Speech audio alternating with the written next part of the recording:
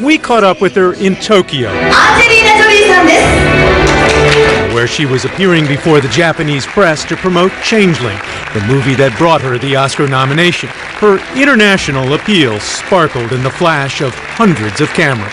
We have our children with us, and we've gone to Kittyland and the park, and they're out right now with their dad running around.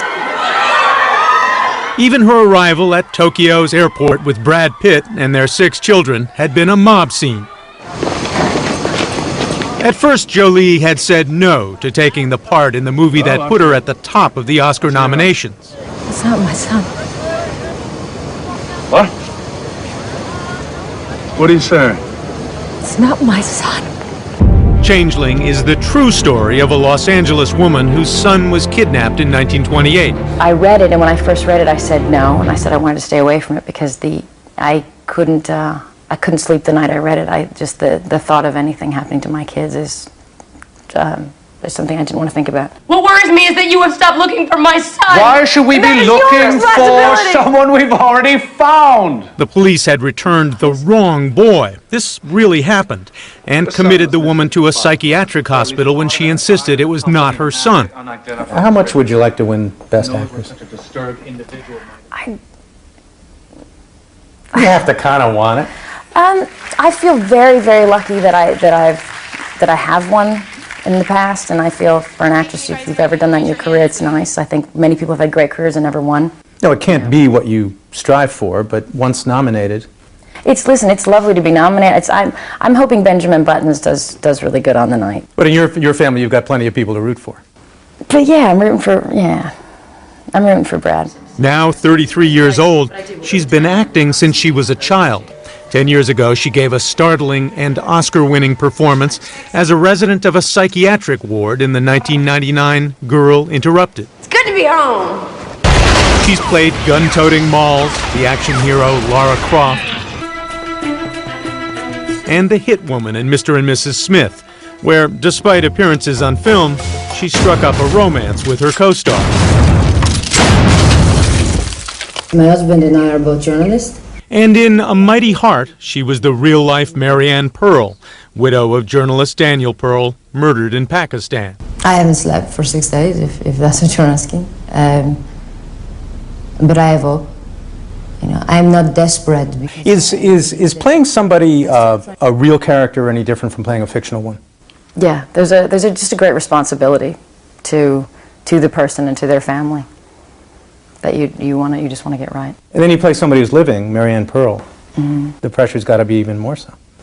Yeah, the pressure on that one was very, very high, mainly because I know her son, and I know her, but I think of her little boy when he plays with my kids, and I know he's going to watch it one day.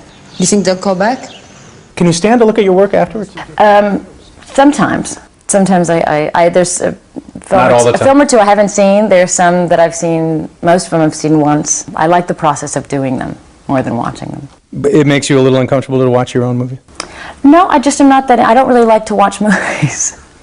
So, I love to watch Brad's movies. I love people that I care about, or people that, especially people that I'm friends with that I know, and so I can understand them. That I want to know the types of stories they're choosing and things like that, but I don't tend to watch a lot of movies. She has a way of playing to the camera, as they call it in the movie business, the audience of one. I've found a way to feel that there's an intimacy when I'm working. I don't feel, I feel like I can be private and allow those private moments to be caught. And I feel like somebody once said that they believed that as deep as you can dig personally will be as deep as you reach into someone else. You do a lot with your face in moments when you're not speaking. Now suddenly to become all self-conscious. Well, we're talking about you. It's funny. You even do a lot with your lips when you're not speaking. Do I? Well, fortunately, I'm totally unaware of that, and I don't watch daily, so it's probably best I don't know. Her directors do tend to focus on her beauty. Here she was looking luminescent in the middle of a war zone in Beyond Borders. As they say, the camera loves her. Has being so good looking ever gotten in the way of a part? Do you ever have to act around your looks? I've never, I grew up thinking I was I was slightly odd looking, and I was, you know, but no. So no. I never think about myself as that way. I think can I morph enough into a character one way or the other? Am I? But you have to get by the casting process too, in which are there sometimes directors who say, "God, I love her, but she's too good looking for this." No, that's very nice. I've never had that. I've never heard that before. I have when I first started acting. I did get that I was too exotic. While her family of 6 children, 3 of them adopted, is the stuff of endless tabloid coverage, being a mother has changed her and what she brings to a movie as tough as Changeling. So you're mistaken? I'm not mistaken. Well, he's been through 5 terrible long months. He's lost weight. He's changed. I would know my own son. Could you have done it as well 10 years ago before you were a mother? I don't think so. No. I understand love because I'm a mother. So there was a lot of times in this film where I was supposed to say, where's Walter, and I would change it to my son, just because it is personal to me. So anytime I just say the words my son, it brings up emotion. So. Good night, Mommy. Often the difference in performance can be what the director gets out of the actor. Changeling was directed by the prolific Clint Eastwood. He's very intuitive, and he's very so he feels I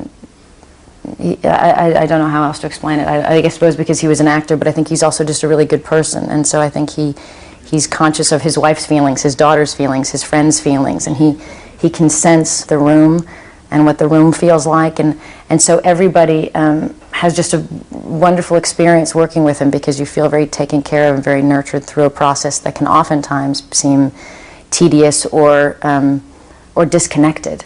He must be much gentler than he looks. He's also tough. No, he is. Eastwood has a reputation for making a movie in as few takes as possible, which can be challenging to the actor. The thing about doing so few takes, is that hard, or does that work for you? It does shock you because you don't know what just happened, but once you get into the rhythm of it, you work twice as hard. I had to be so prepared, and I didn't have 7 times to try to get it right. I had 1. So for me, it was a great challenge and made me more disciplined. Have you ever come out of a movie somehow hurt or damaged by the role you played?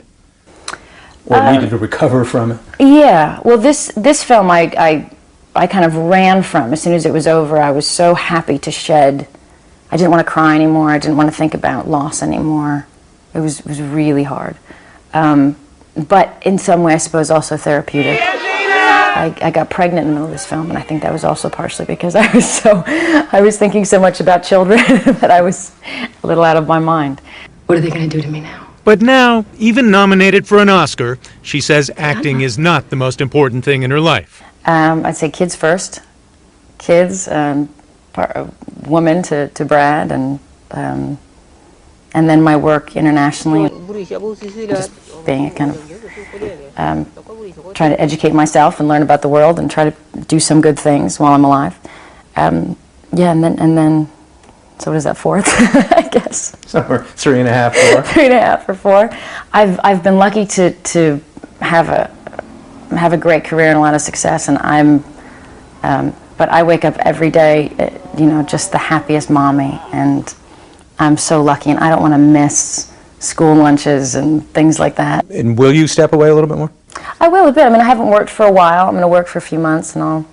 But I think less and less the next few years, and then stop. That's what she says. She might actually stop acting and step away from the bright lights. This is Brian Rooney for Nightline in Tokyo.